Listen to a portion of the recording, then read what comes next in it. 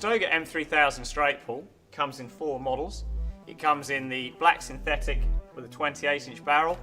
It also comes in the tactical version with an 18.5-inch barrel in FDE and also black synthetic. Ammo capacity on the M3000 is 7+1, so straight off the shelf it's actually quite a high capacity compared to a lot of the other straight pulls on the market.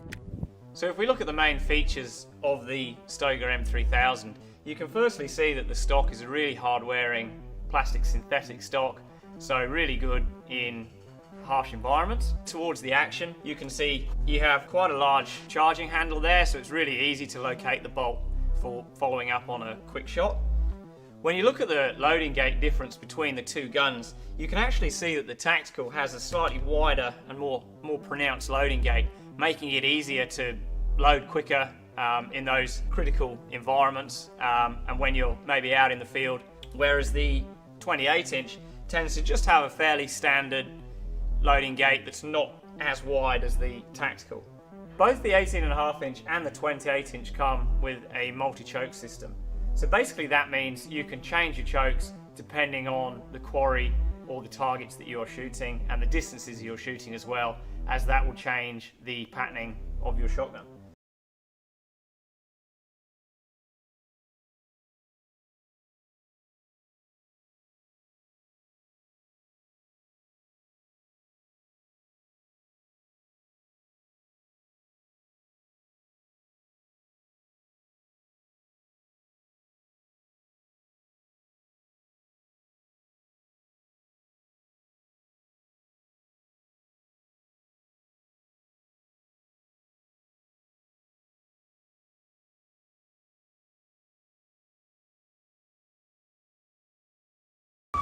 I was able to establish the shots were coming from a distance, and so then I followed my way up cross Campbell Parade and followed my way up. There was a couple of police cars and a couple of officers who were pinned essentially. They were you'd tucked down, guns drawn obviously, and I actually was at the rear of the vehicle, and I'd actually had a better view than they couldn't.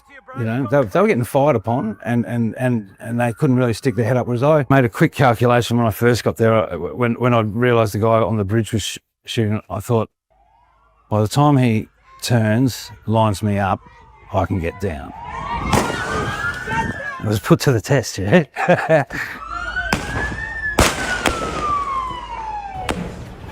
As I say, adrenaline is going, and I guess I thought, well, at least I can alert these guys what I can see and what I know. But yeah, it descended into a really crazy period. Welcome back. We heard the Premier's passionate defence of our police earlier for their unflinching bravery on Sunday evening. And we have more evidence of that now. Training, of course, plays its part, but there's also an unmistakable instinct to save others. Behind a tree, 40 metres away with a handgun, a detective lines up and takes a decisive shot, hitting gunman Saheed Akram. Without a bulletproof or resistant vest, it was an absolute act of bravery. One of many by the New South Wales Police Force on Sunday. He's still on the bridge! He's still on the bridge! The fact that we've got 2 police officers in a critical condition in hospital sort of speaks volumes for the bravery that was shown. Constable Scott Dyson, 25 years old, remains in a coma at St Vincent's Hospital, shot in the stomach and shoulder. The talented water polo player was working the Hanukkah festival on overtime, an extra shift. He found out his partner is pregnant just this month. Ian Allwood from the Police Association spoke with his family today. Expressly thanked, firstly, all the police officers and the medical crews that were there at the scene that helped the boys. The probationary constable he was with, 22-year-old Jack Hibbert, just 4 months in the force. He's serious but stable in RPA with a shot to the arm and a wounded eye. For them to run towards that danger, make contact, return fire and be in that situation, they were outgunned. And they knew it. One patrol car peppered with bullets, and there are other remarkable images as well. With multiple inquiries and an inquest to come, we'll learn more and more about the incredible acts from police and the first responders as investigators unpack every moment of terror on that beach. The reason they didn't get to harm more is because very young police officers clicked into gear, relied on their training and did what they had to do to resolve it. Sam Payne, 7 News.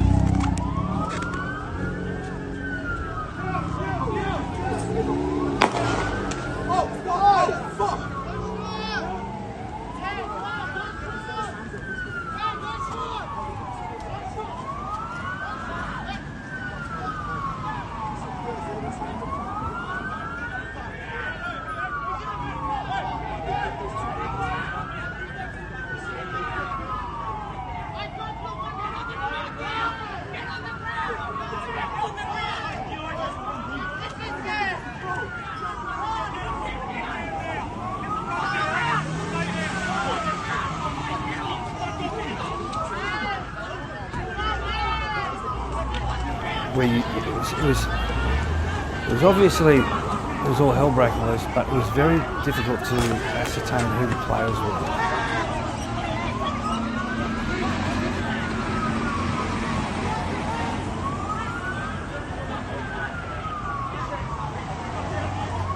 So it shows an altercation on Campbell Parade, which is, the heading south along Bondi Beach. You can see a man in a purple shirt who appears to run towards the gunman. He himself seems to be unarmed. They have a physical struggle. He falls to the ground with a gun.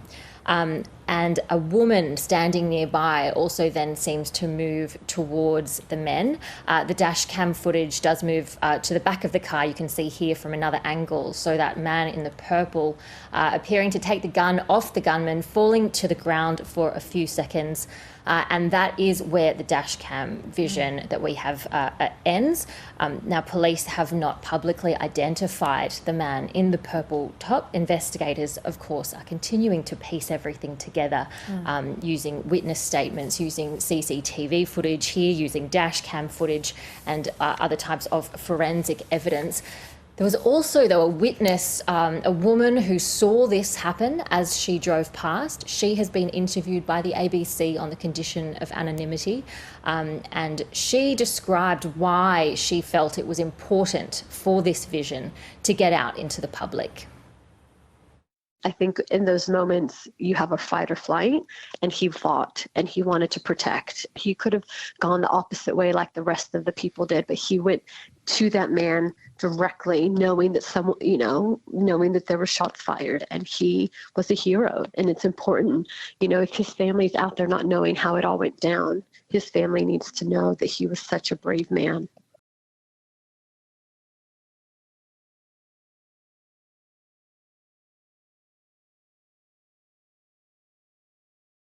You saw the hero do his thing.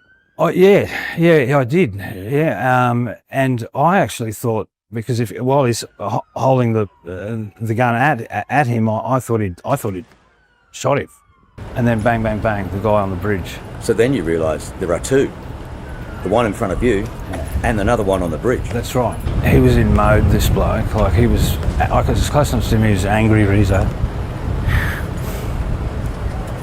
So. You could see it on his face. You could. In his eyes.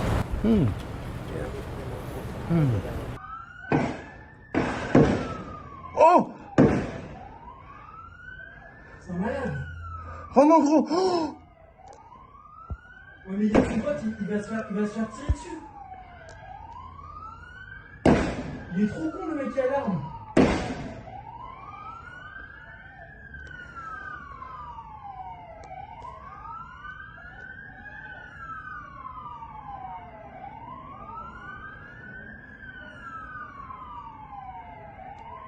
Le mec est hyper courageux. Oh. Wesh.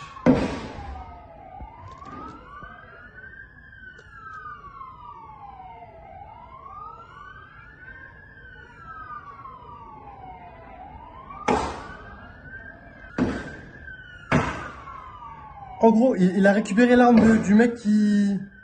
Tu sais, il l'avait pris dans sa main, là. Mais il y en a un deuxième, là. Ils sont tous les deux sur le bridge. Oui, oui, j'ai vu.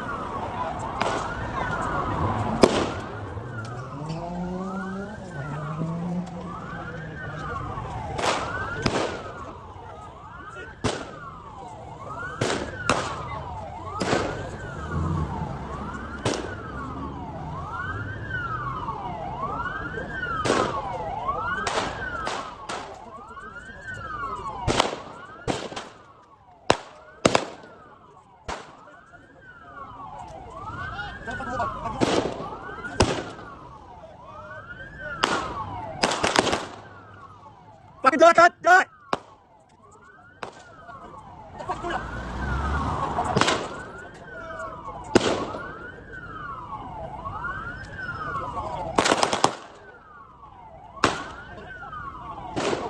Fuck it! Yeah, they got him! He's down, he's down, he's down!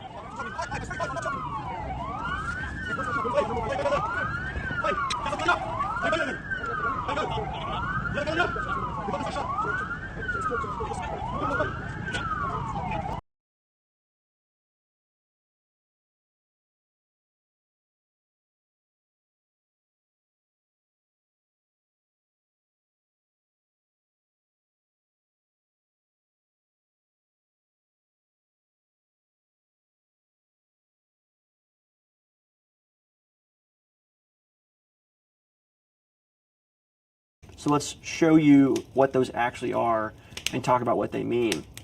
So the first thing is bounding. Bounding essentially means that you are covered by a buddy who is shooting while you are moving. And when you stop moving, you start shooting so your buddy can start moving. It is a buddy system. And if we want to just show it with 2 people or 3 people, you're moving in a little group rotating. When we do this as a whole element, it'll look a little different. We'll show you that in a minute. But the basic idea behind bounding is that at no time is anyone moving without some kind of cover fire from either their buddy or a portion of the element. Now, when they actually do the movement, how long should they be standing up, moving, running, whatever it is? There's a little ditty you might have heard if you're in the military, and if not, you'll benefit from it. It's, I'm up, he sees me, I'm down. If you say it at that speed, I'm up, he sees me, I'm down. That's relatively speaking about the amount of time that you actually want to be up and moving.